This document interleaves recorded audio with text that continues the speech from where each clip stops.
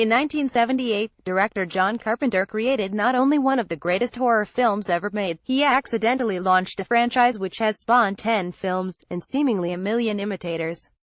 You know the music, you know the mask, it's Halloween. Next year, in time for the original's 40th anniversary, Carpenter, as a producer, and star Jamie Lee Curtis are set to return for one more round of Haddonfield hijinks.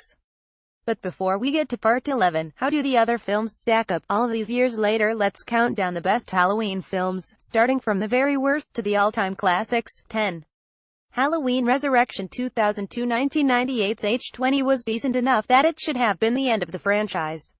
I mean, Laurie gets her revenge. Michael finally dies. The end, right? Yeah, sure. 4 years later, Resurrection came out, which undid the satisfying ending of the previous film, killed Laurie off in a stupid, contract-fulfilling, obligatory cameo, and then spent the rest of the movie in some stupid webcam show plot in the Myers house, and Michael facing off against Busta Rhymes. Yes, it is as bad as it sounds. 9. Halloween 2. 2009. Everything wrong with the Rob Zombie remake compounded by 2. So off the rails batshit crazy that I almost like it. But no, really it's terrible. Luckily, this was the last Rob Zombie Halloween movie, as the next movie will once again be a sequel to the original 2 films. I mean, the movie ends with Laurie telling Michael she loves him before stabbing him over and over and taking on his mask. You tell me. 8. Halloween 2007 remakes should be exact replicas of the original. What's the point? But at the same time, they need to honor the core of what the original film is. Rob Zombie's Halloween strips the original film of everything that made it work: mood, suspense, and the unexplainable origin of Michael Myers, a kid who was pure evil for some unknowable, arcane reason, and gave him the same abusive white trash upbringing that apparently creates any psychopathic killer. The film is competently made, but misses the entire point of Halloween. 7. Halloween 5. The Revenge of Michael Myers 1989. If Halloween 4 was decent schlock, then Part 5 is terrible schlock. The filmmakers wanted to get more gory, which is more Friday the 13th than Halloween. The teen characters are all grating and awful, and young Jamie Lloyd is less endearing and more annoying. This movie performed poorly at the box office, so its cliffhanger ending isn't resolved for 6 more years. 6. Halloween The Curse of Michael Myers 1995. The first Halloween movie from Dimension Films came out nearly 6 years after the previous installment, and tries to tie up the loose ends from the previous films, plus semi-reboot the series.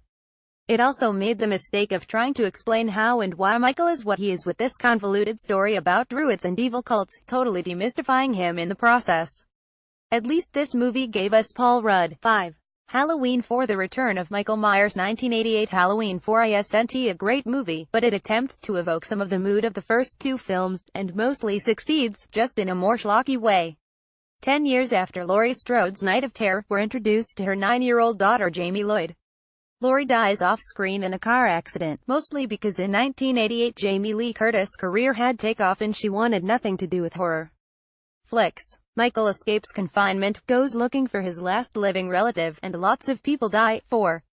Halloween 3. Season of the Witch 1982. Otherwise known as the one without Michael Myers. This one is beloved by some fans for the movie that attempted to think outside the Michael Myers box and give us something new, in this case, Halloween masks that kill little kids. Had this movie made money, it would have recast Halloween as an anthology series, which is what producer John Carpenter wanted. 3. Halloween H20 1998. After the success of Scream, slasher movies were back in a big way, so Jamie Lee Curtis returned to the franchise that made her famous. Essentially saying that parts 46 didn't happen, we find that Laurie Strode faked her death, convinced her brother would come back for her someday. 20 years to the day of their last encounter, he does. H20 wastes too much time with the teen characters, future stars Josh Hartnett and Michelle Williams among them, but everything with a broken and terrified Laurie Strode is gold.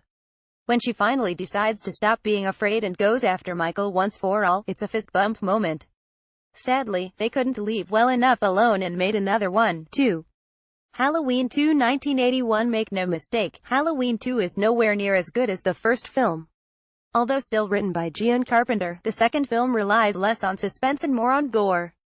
But Halloween 2 gets major props for being the purest sequel ever made, picking up right where the first one left off and essentially chronicling the rest of Laurie Strode's worst night ever. And although Carpenter has changed his mind about it, I actually like the Michael as Laurie's brother twist. 1. Halloween 1978. The original Halloween is like Jenga, take away the right piece, and it all falls apart.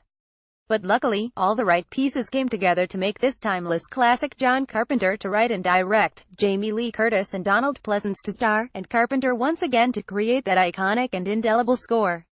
Oh, and let's not forget William Shatner to lend his face, albeit by accident, to create one of the most iconic and memorable images in film history, Michael Myers' mask. Some people say Halloween doesn't hold up to modern standards.